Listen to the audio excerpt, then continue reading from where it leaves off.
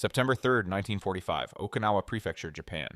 The midday sun beat down on the concrete yard of what had been, until 3 weeks ago, an Imperial Japanese Army supply depot. Now it served as a temporary detention facility for several hundred Japanese nationals awaiting processing by American occupation forces, mostly civilian government workers, a handful of low-ranking military personnel, and 27 women. The women sat in a separate section of the compound, sequestered behind chain-link fencing that was new enough to still smell of machine oil. They sat in rows on the ground, their backs straight despite exhaustion, their faces carefully composed into masks of resigned dignity. Most wore the standard monpei, the practical work trousers that Japanese women had adopted during the war years, stained with dust and sweat. Their hair, once carefully arranged, now hung loose or was tied back with whatever scraps of cloth they had managed to keep. Among them was a woman named Nakamura Fumiko, 31 years old, who had served as a civilian typist and translator at the Naval Communications Office in Naha before the island fell.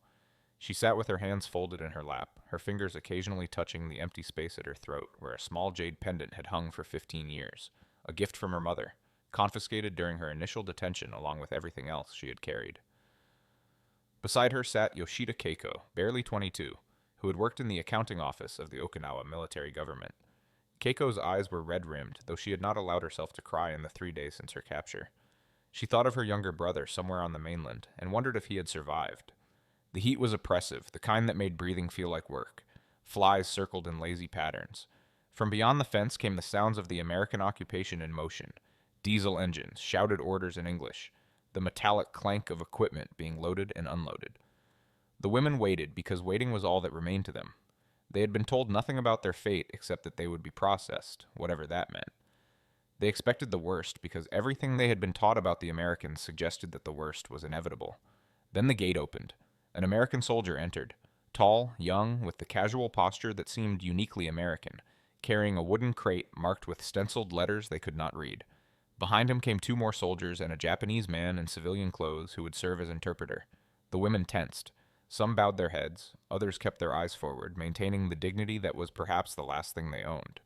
What happened next would fracture something fundamental in their understanding of conquerors and conquered, of victors and vanquished, of what it meant to be enemies in war. To understand the profound shock that would register on the faces of those Japanese women when American guards began returning personal items, photographs, letters, small keepsakes that should have been destroyed or discarded as the worthless possessions of defeated enemies. We must first understand what they had been taught to expect from defeat and from the Americans who had brought that defeat. The Japanese military and civilian population had been prepared for apocalypse. From 1944 onward, as American forces island hopped steadily closer to the home islands, Imperial Japanese propaganda had painted an increasingly lurid picture of what American occupation would mean. The message was consistent and terrifying. The Americans would show no mercy. Men would be executed or enslaved. Women would be raped and murdered. Japanese culture itself would be obliterated, the emperor dethroned, the sacred national essence destroyed. This was not mere rhetoric designed to stiffen resistance. It was believed deeply and genuinely by millions of Japanese who had been conditioned by years of militaristic indoctrination to see the conflict as a civilizational struggle between incompatible ways of life. Japanese women in particular had been given explicit instructions about what to do if capture became inevitable. The message was stark: death before dishonor. Military nurses on Saipan had thrown themselves from cliffs rather than surrender. Civilian women on Okinawa had killed their own children and then themselves to avoid capture.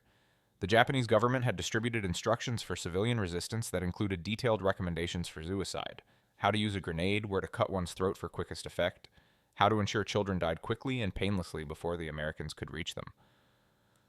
This was not abstract fear. It was rooted in Japanese understanding of what had happened in China, where Japanese forces had committed atrocities on a scale that defied comprehension.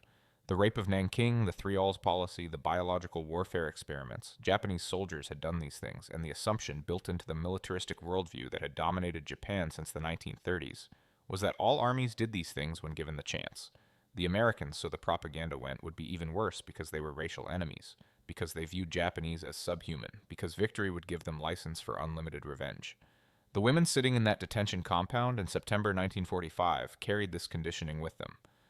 They had surrendered not by choice, but by necessity, captured when their offices were overrun, or found hiding in caves after organized resistance collapsed, or simply swept up in the chaos of defeat. Most had expected to be dead by now. Some had attempted suicide and failed. All had prepared themselves mentally for systematic brutality, for rape as a matter of course, for torture, for death after whatever degradations the Americans chose to inflict. The fact that they had been detained for 3 days without being physically assaulted was confusing, but they assumed this was merely a delay, that the real horrors would begin once the immediate chaos of occupation had settled. When the American soldier with the wooden crate entered the compound, several of the women assumed he was bringing instruments of torture or execution. The interpreter's presence suggested interrogation. They steeled themselves for what was coming, drawing on reserves of stoic dignity that Japanese culture had cultivated in its women for centuries. They would endure. They would not dishonor themselves or their families by breaking. They would maintain gaman, perseverance, until the end. The American soldier, his name was Corporal James Whitmore, though the women would never learn it, set the crate down carefully and gestured to the interpreter, a middle-aged Japanese man from Hawaii named Tanaka Hiroshi, who had spent the war working for American military intelligence. Tanaka stepped forward and addressed the women in formal Japanese, his Honolulu accent strange to their Okinawan ears, but comprehensible. "You were detained 3 days ago," Tanaka said. "At that time, your personal possessions were collected for security review. That review is complete." There was a moment of absolute silence. The women stared at him, trying to process words that made no sense. Returned. Personal possessions. The concepts did not fit together in any framework they understood. Captives did not have possessions. Defeated enemies did not receive courtesy. Conquerors did not return what they had taken. Corporal Whitmore reached into the crate and withdrew the first item, a small leather wallet, worn smooth with years of handling. He checked the tag attached to it, called out a name. One of the women, Tanaka Sumiko, a former clerk who was 40 years old and had 3 children she believed were dead, slowly stood up. She approached hesitantly, as if expecting a trap. Whitmore held out the wallet. She took it with both hands, bowing reflexively, and opened it. Inside were her identification papers, a photograph of her husband in his army uniform, and a pressed flower her eldest daughter had given her 5 years ago. Everything was there. Nothing had been taken. Nothing had been destroyed. Sumiko returned to her place in the group, holding the wallet against her chest, her face registering an emotion she could not name. Whitmore called another name. Another woman stood. She received a small cloth bundle containing letters. From her brother, from her parents, from a friend who had moved to Manchuria before the war. The letters were intact, still in their envelopes, still private. One by one, the women were called forward. One by one, they received their belongings. Photographs of children, of parents, of husbands and brothers in military uniform. Letters tied with string. Small personal items. A wooden comb, a cheap metal compact, a diary with a cloth cover. Nothing of monetary value. The Americans had no material use for these things. But everything of personal meaning. Everything that connected these women to their lives before this moment.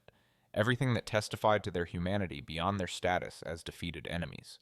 Nakamura Fumiko heard her name called. She stood on trembling legs and walked to where Whitmore stood. He handed her a manila envelope. She opened it with shaking hands and found inside 3 photographs. The first showed her with her younger sister on a beach in Naha, taken in 1938 when the world was still at peace. The second was her parents' wedding portrait, formal and stiff in the Meiji style. The third was a snapshot of her with a group of schoolgirls she had taught in 1940, all of them smiling at the camera, unaware of what was coming. Fumiko stared at these photographs, crumpled at the edges from 3 days in detention but otherwise unharmed, undefaced, returned as if they mattered, and felt something inside her shift and crack. She had prepared for death. She had prepared for pain. She had not prepared for this casual kindness, this matter-of-fact recognition of her personhood. She bowed deeply to Whitmore, who nodded awkwardly, clearly uncomfortable with the gesture, and returned to her place among the other women. Yoshida Keiko received a small bundle that contained 4 letters from her brother and a photograph of herself at 17, dressed for the coming-of-age ceremony in a borrowed kimono. She had forgotten this photograph existed. Seeing it now, her younger self looking back at her from a world that no longer existed, she felt tears begin to flow despite all her efforts at control. She bowed to hide her face, clutching the photograph and letters, and returned to her place where she wept silently while the other women pretended not to notice. The distribution took 20 minutes. When it was complete, the women sat holding their returned possessions, most of them crying now, the careful composure finally breaking under the weight of an incomprehensible mercy. They had expected to lose everything, including their lives. Instead, they had been given back pieces of themselves, fragments of identity that the Americans had no reason to preserve and every reason to destroy. The American military's policy regarding personal effects of prisoners of war and civilian detainees had been established well before the invasion of Japan proper. The regulations, codified in operational orders that flowed from the War Department through the Pacific Command structure, were explicit. Personal items of no military or intelligence value were to be cataloged, stored securely, and returned when practicable. Photographs, letters, religious items, personal mementos, these were to be treated with respect unless they contained intelligence information or violated security protocols. This was not sentimentality, it was policy, rooted in the American interpretation of the Geneva Convention and in the practical understanding that humane treatment of enemy prisoners served strategic objectives. American commanders understood that the Japanese resistance had been so fanatical in part because of genuine belief that capture meant torture and death. If that belief could be challenged, if Japanese soldiers and civilians could be shown that surrender did not mean the end of humanity, then future operations might cost fewer American lives. But beneath the strategic rationale was something else, a commitment, however imperfectly applied, to certain principles about human dignity that Americans believed distinguished them from their enemies. The United States had fought the war against Imperial Japan with a brutality that sometimes matched Japanese savagery. The firebombing of Tokyo, the nuclear destruction of Hiroshima and Nagasaki, the killing of Japanese prisoners that occurred with disturbing frequency in the Pacific Theater. But American military culture, shaped by different historical experiences and different philosophical commitments, retained concepts of proper conduct even toward enemies that Japanese military culture had largely abandoned. The processing system for Japanese prisoners in the fall of 1945 was massive and complex. Hundreds of thousands of military personnel, tens of thousands of civilians associated with the military government, all had to be detained, interrogated, categorized, and either released or transferred to more permanent custody. The system was overwhelmed, under-resourced, and operating in a context of profound chaos as Japanese society collapsed and American occupation began. That personal effects were cataloged and returned in such circumstances testified to the priority American commanders placed on demonstrating a different kind of conquest than what the Japanese had practiced in Asia. Corporal Whitmore and the thousands of American soldiers like him were executing policy, but they were also expressing something of their own culture. A democratic sensibility that resisted absolute dehumanization, even of enemies, a practical kindness rooted in American informality, a sense that even in victory there were limits to what conquerors should do. Most of these soldiers were draftees, civilian men in uniform who wanted nothing more than to go home. Few had any particular sympathy for Japan. Many harbored deep anger at what Japanese forces had done at Pearl Harbor, in the Philippines, in prisoner of war camps. But they had also been raised in a culture that valued individual dignity, that understood personal possessions as extensions of selfhood, that distinguished between legitimate military action and gratuitous cruelty. When Whitmore handed Nakamura Fumiko her photographs, he was following orders, but he was also expressing something his culture had taught him, that even defeated enemies had some claim to basic human consideration, that personal memories were sacred in their own small way, that there was a difference between military necessity and pointless cruelty. The women's reactions to receiving their possessions back rippled through the detention compound over the following hours and days. They spoke to each other in hushed voices, trying to make sense of what had happened. The prevailing emotion was not gratitude, not yet, but profound confusion. Their entire understanding of what it meant to be conquered, to be defeated, to be at the mercy of enemy soldiers, had been constructed around the expectation of systematic brutality. The American actions did not fit that framework. Some of the women tried to explain it within existing categories. Perhaps this was a trick, a psychological manipulation designed to lower their guard before the real brutality began. Perhaps the Americans were saving them for something worse. Perhaps this was the behavior of individual soldiers who would be overruled by their commanders. These explanations provided temporary comfort because they preserved the worldview that Japanese propaganda had constructed. The Americans were still monsters, just more cunning monsters than expected. But as days became weeks, as the women were processed and released or transferred to civilian displacement camps, as the pattern of American behavior remained consistent, these explanations became harder to maintain. The Americans were not perfect. There were incidents of theft, of sexual assault, of casual cruelty by individual soldiers. But there was no systematic policy of brutality. There were no mass executions. There was no organized rape. The Americans seemed to be following rules, seemed to distinguish between acceptable and unacceptable behavior, seemed to view the Japanese civilians in their custody as human beings who retained some residual rights even in defeat. Nakamura Fumiko spent 3 weeks in American custody before being released to return to what remained of Naha. During that time she was fed, not well but adequately, from American military rations. She received basic medical care when she developed dysentery. She was never physically assaulted. She was interrogated twice, but the interrogations were professional, focused on her knowledge of military installations and government operations, and when she explained that she had been only a low-level typist, the interrogator accepted this and moved on. Throughout this period, she carried her 3 photographs with her, looking at them each night before sleeping. They became a kind of talisman, a reminder of who she had been before the war, a connection to a past that was lost but not entirely erased. But they were also something else. Proof that the Americans had chosen not to erase her, not to strip her of everything, not to reduce her to pure victim status. This acknowledgement, small as it was, began to work on her understanding of what had happened and what was happening. If the Americans could show this small mercy, and it was small, she reminded herself, nothing grand or heroic, just the return of a few photographs, then perhaps they were not the monsters the propaganda had described. And if they were not monsters, then perhaps everything else she had been taught needed to be re-examined. The return of personal effects to Japanese prisoners and detainees was part of a broader pattern of American occupation policy that would, over the following months and years, fundamentally reshape Japanese society and Japanese self-understanding. The American occupation of Japan, which would last until 1952, was marked by a curious combination of authoritarian control and democratic principles. Supreme Commander Douglas MacArthur ruled Japan with near absolute power, but he used that power to impose democratic reforms: women's suffrage, land reform, the dismantling of the Zaibatsu industrial combines, a new constitution that renounced war and guaranteed civil liberties. The Japanese people, prepared for subjugation and destruction, experienced instead what many would later describe as a liberation, not from foreign occupation, but from their own militaristic government. The Americans, far from destroying Japanese culture, showed considerable respect for it. MacArthur insisted on retaining the emperor, understanding that Hirohito was essential to Japanese social cohesion. American authorities preserved Japanese governmental structures while purging them of militaristic elements. American aid flowed into Japan, rebuilding infrastructure, feeding a hungry population, providing medical care. This was not altruism. American policy was driven by Cold War calculations, by the recognition that Japan would be a crucial ally against Soviet expansion in Asia. But the Japanese people experienced it as something unprecedented. A conquering power that did not behave as conquerors historically had, that seemed genuinely interested in Japanese welfare, that demonstrated a kind of magnanimous abundance that stood in stark contrast to the poverty and brutality of the war years. The photographs and letters returned to women in detention camps were a microcosm of this larger policy. They cost the Americans nothing, or almost nothing, requiring only the effort of cataloging and storage, but they communicated something profound about American intentions and American values. They said, "We do not need to strip you of everything to assert our victory. We can allow you to retain your humanity, your memories, your sense of self, and still remain clearly the victors." For women like Nakamura Fumiko, this message was revolutionary.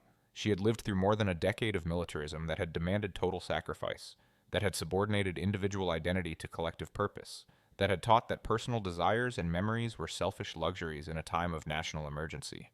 The militarist government had taken and taken resources, sons, husbands, food, freedom, and ultimately hope. And here were the Americans, the supposed barbarians, giving something back. It was a small thing, but in a world that had been stripped bare, small mercies carried immense weight.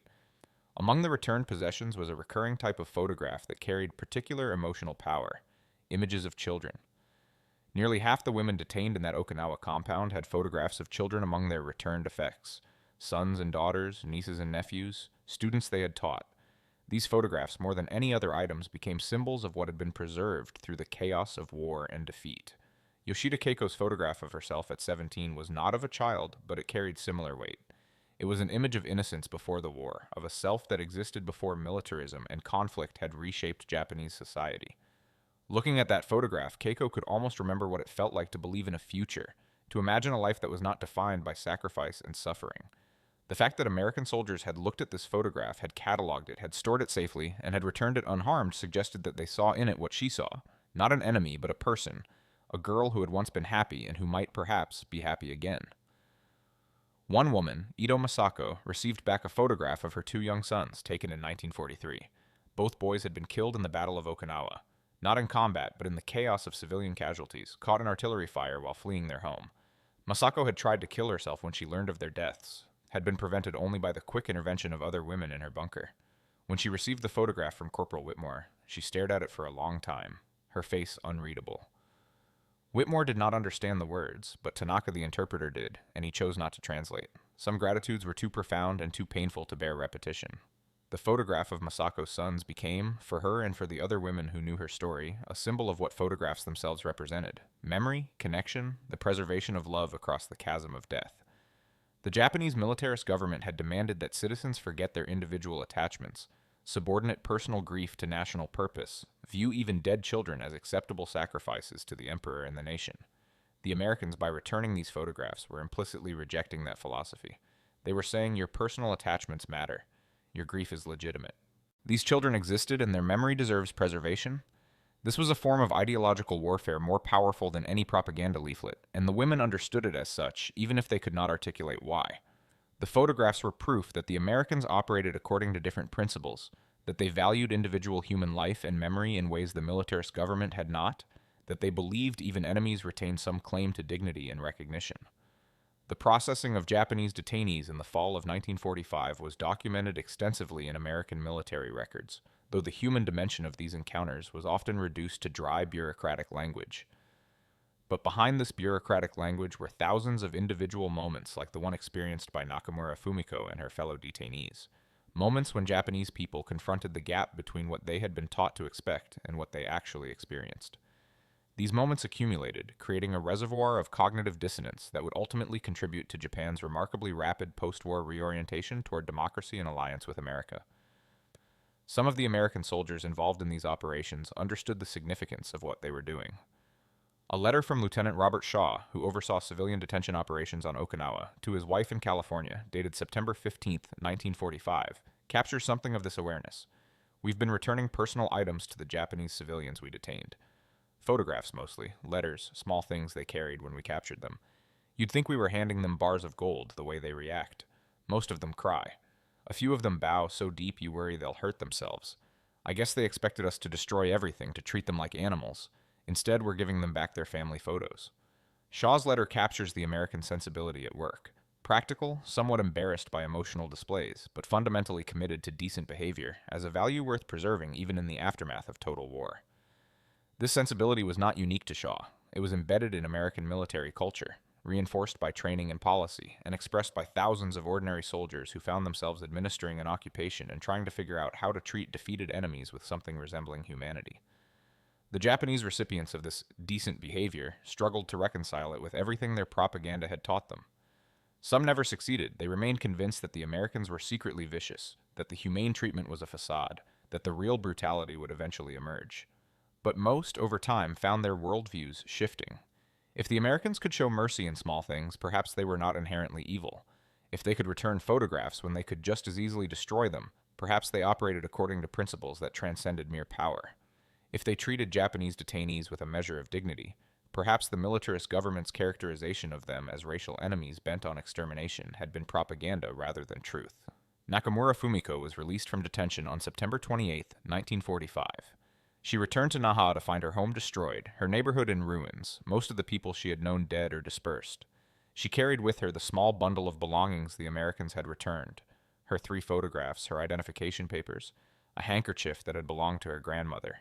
These items, worthless in material terms, were the only connection to her pre-war life that survived the catastrophe. She found work with the American Occupation Administration, her English language skills suddenly valuable in a city full of Americans who needed interpreters and clerks. She worked alongside other Japanese civilians and American military personnel, gradually learning that the Americans were neither saints nor demons but simply people. Some kind, some cruel, most somewhere in between. She saw American abundance firsthand. The food, the medicine, the seemingly unlimited supply of everything that Japan so desperately lacked.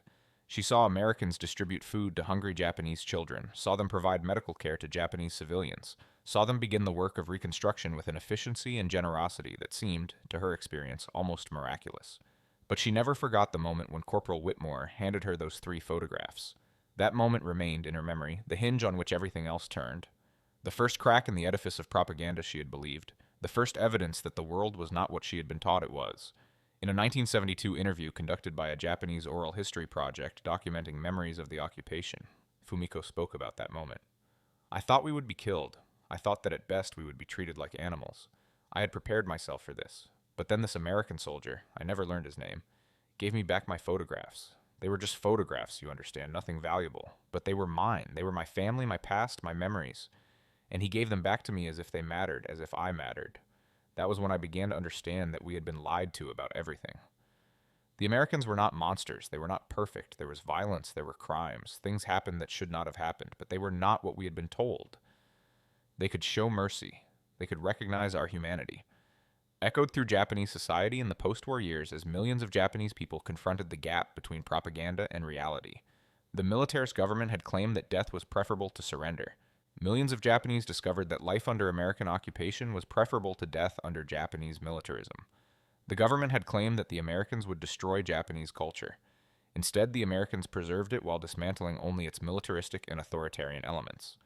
The government had claimed that individual rights and freedoms were Western decadence. Japanese people discovered that they quite liked having rights and freedoms. The photographs returned to Japanese women detainees were part of this larger story. Small pieces in a vast transformation, but pieces that carried weight because they touched individual lives at moments of profound vulnerability.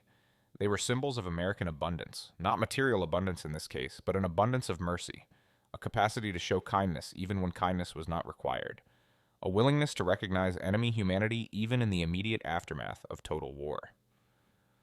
The contrast between American treatment of Japanese detainees and Japanese treatment of Allied prisoners could not have been more stark, and this contrast was not lost on Japanese people as they learned more about what had happened during the war. Japanese POW camps had been scenes of systematic brutality. Starvation, torture, forced labor under conditions that amounted to death sentences, medical experiments, summary executions. The Bataan Death March, the Burma Railway, the Manila massacres, these atrocities were matter of record, documented, and undeniable. When Japanese women like Nakamura Fumiko learned about these crimes, and the American occupation made sure they learned through war crimes trials that were extensively covered in Japanese media, they had to reconcile this knowledge with their own experience. Their own military, their own government, had committed these atrocities. And the Americans, who would have been justified in seeking revenge, who would have been justified in treating Japanese prisoners with the same brutality that Japanese forces had shown Allied prisoners, instead returned photographs and letters, fed detainees from their own rations, provided medical care, and treated the defeated with a measure of dignity that the Japanese military had rarely shown anyone.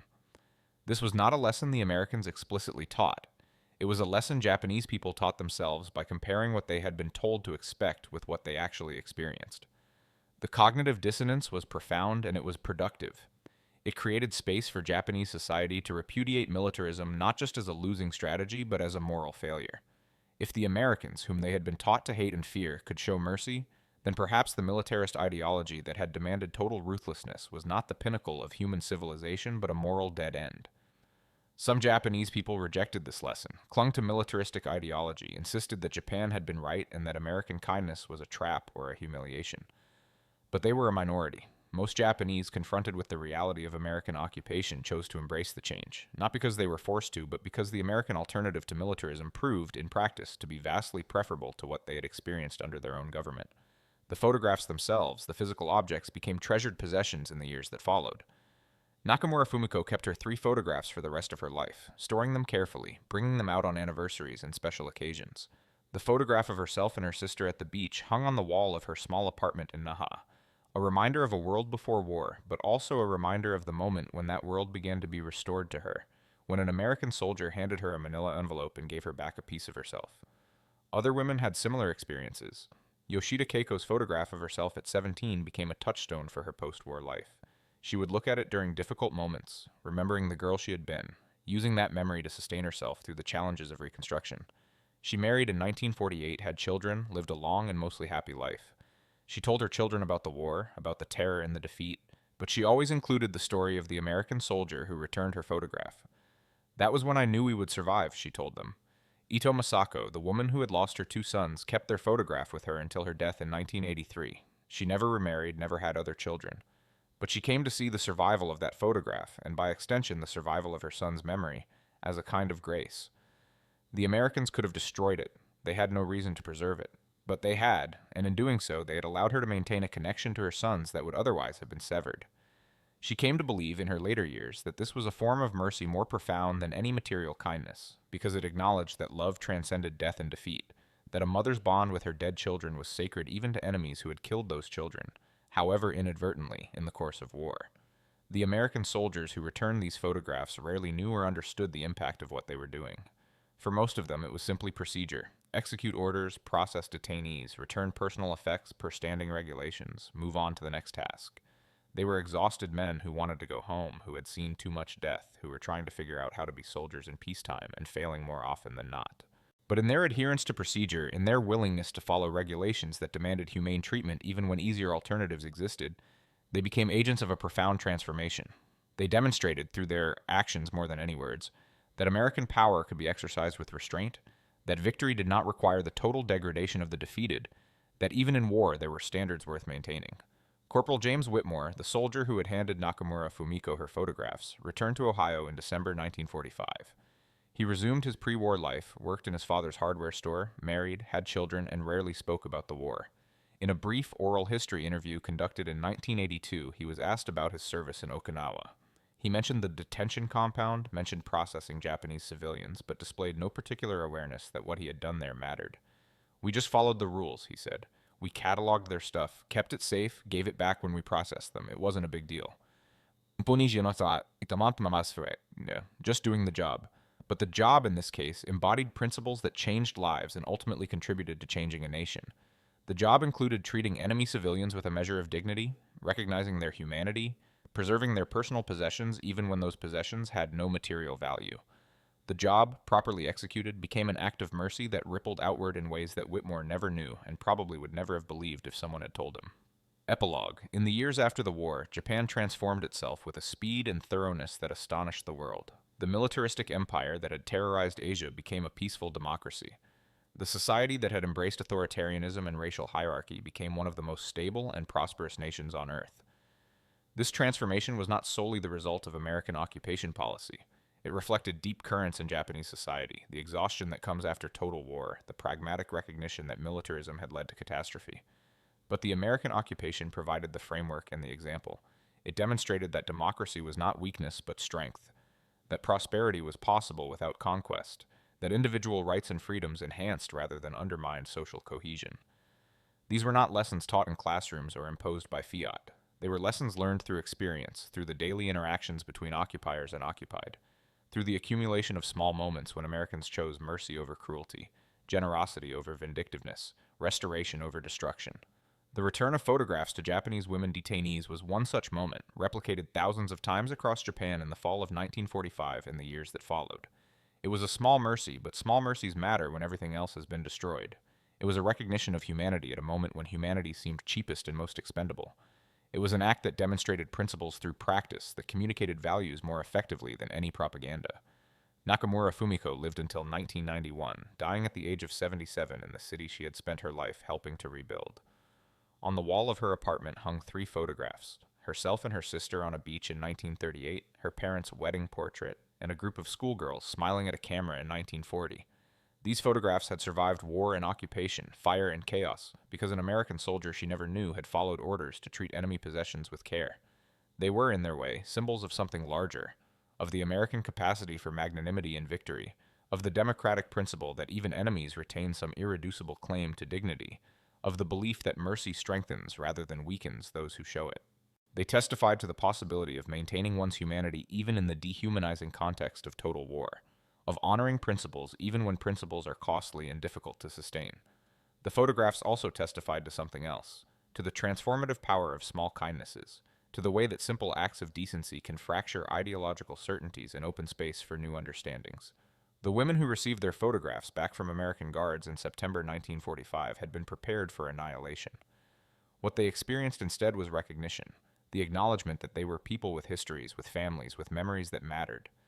This recognition, however minimal, however bureaucratic in its execution, communicated a truth about the Americans that Japanese propaganda had denied, that they were capable of seeing enemies as human beings, that their power was tempered by principle, that victory for them did not require the utter destruction of the defeated.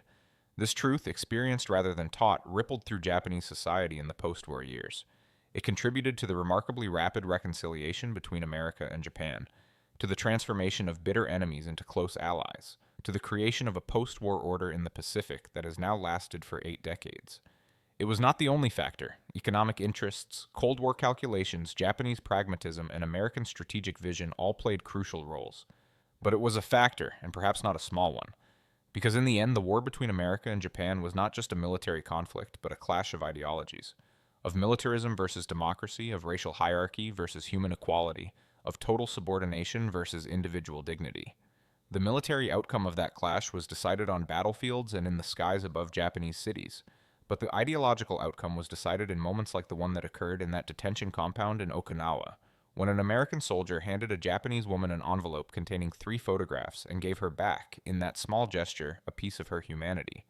The photographs testified that some things survive even total war, that memory persists, that love endures, that human connections cannot be entirely severed even by the most comprehensive destruction. They testified that the victors in this war, whatever their flaws and failures, whatever crimes individual Americans committed, had nonetheless maintained some commitment to principles that transcended mere power. They testified that mercy was possible, that dignity could be preserved, that even in the worst of times, human beings could choose to recognize each other's humanity. And they testified, finally, to a truth that Nakamura Fumiko came to understand in the decades after the war. That freedom and democracy were not just abstract principles or propaganda slogans, but lived realities that manifested in concrete actions, in daily choices, in the decision of an American soldier to carefully catalog and preserve the photographs of enemy women, because regulations said those photographs mattered and because perhaps he believed they mattered too. That belief that individual human memories and attachments matter, that even enemies retain some claim to dignity, that power should be exercised with restraint and principle, was perhaps America's greatest weapon in the ideological war that continued after the shooting stopped. It was a weapon embodied in returned photographs, in distributed rations, in medical care provided to enemy wounded, in the patient work of reconstruction and reconciliation. It was a weapon that transformed enemies into allies and ultimately contributed to creating the peaceful, prosperous world that has, for all its imperfections, prevailed in the Pacific for 8 decades. The 3 photographs on Nakamura Fumiko's wall testified to all of this. They were personal mementos, private treasures that connected her to her past, but they were also historical artifacts, small pieces of evidence for a larger truth. That even in the darkest moments, even in the chaos of total defeat, mercy was possible, humanity could be recognized, and small acts of decency could plant seeds that would grow into transformation.